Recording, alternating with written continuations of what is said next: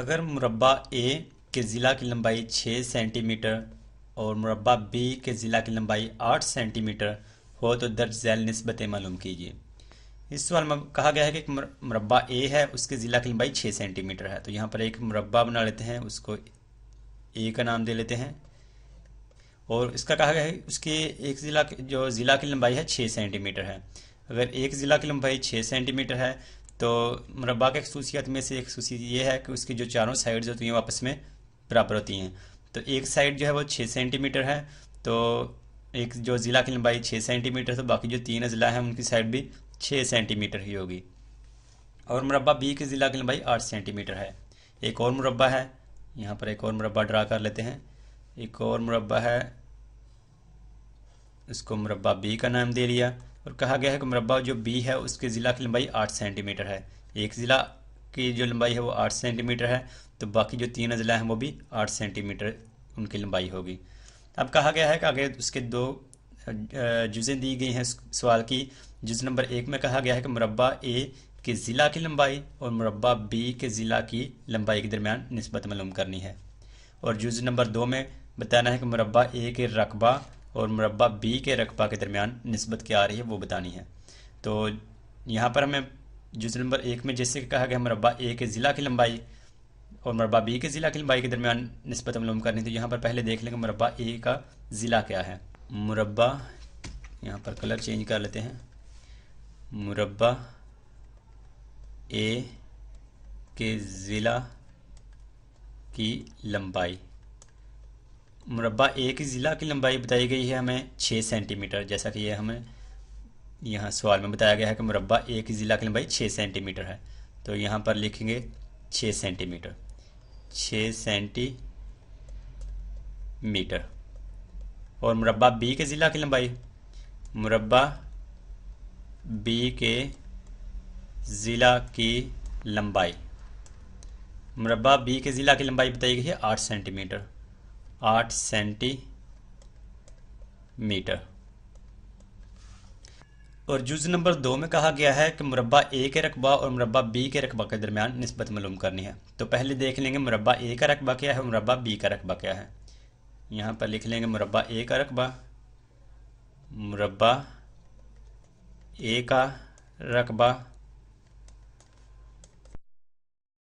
रकबा मालूम करने का तरीका यह है कि जो मुरब्बा है उसके जो लंबाई और चौड़ाई जो है उसको आपस में ज़रब कर दें तो उसका रकबा निकल आएगा।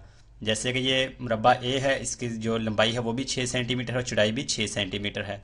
तो यहाँ पर लिखेंगे 6 सेंटीमीटर, सेंटीमीटर ज़रब 6 सेंटीमीटर, यानी कि लंबाई ज़रब चौड़ाई। तो ये आ जाएगा, 6 को 6 से ज़रब दिया तो 36, और सेंटीमीटर सेंटीमीटर से ज़रब होगा तो मुरब्बा सेंटीमीटर, मुरब्बा सेंटीमीटर। ये आ गया मुरब्बा ए का रकबा। अब देख लेंगे मुरब्बा बी का रकबा। मुरब्बा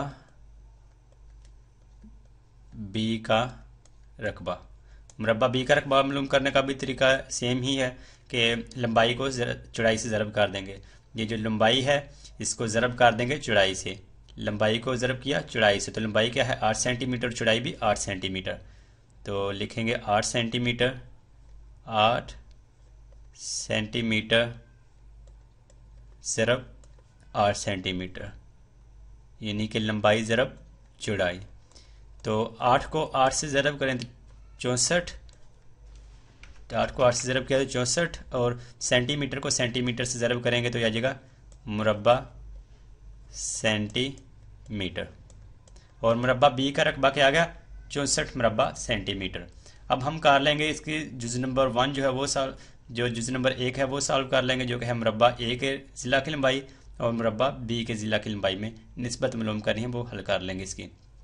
मुरब्बा ए के ज़िला की लंबाई और मुरब्बा बी के ज़िला की लंबाई, यहाँ पर लिखेंगे जुज़ नंबर 1, मुरब्बा ए के ज़िला की लंबाई, मुरब्बा ए के ज़िला की लंबाई,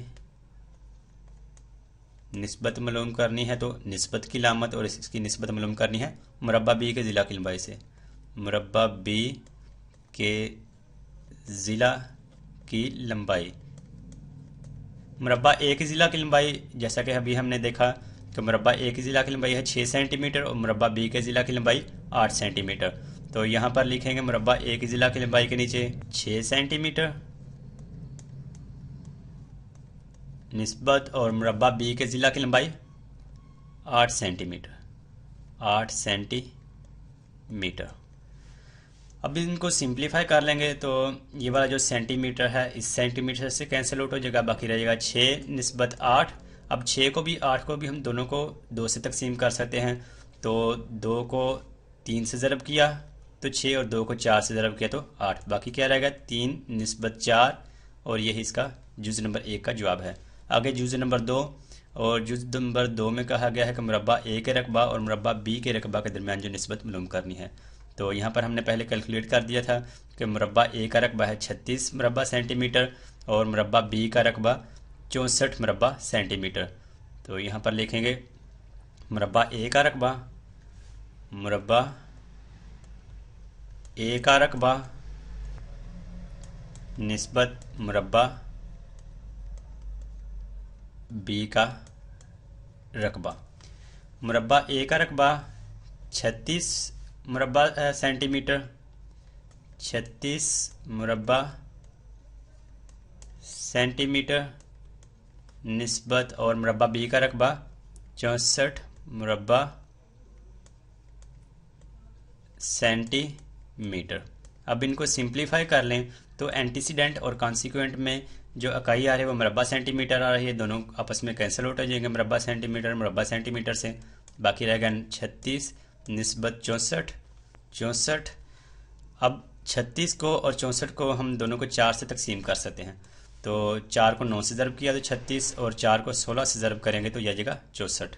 तो बाकी क्या रहेगा 9 निस्बत 16। अब इसको मज़ीद सिंप्लीफाई नहीं कर सकते तो मुरब्बा ए और मुरब्बा बी के जो रकबा है उनकी आपस में निस्बत आ रही है 9 निस्बत 16।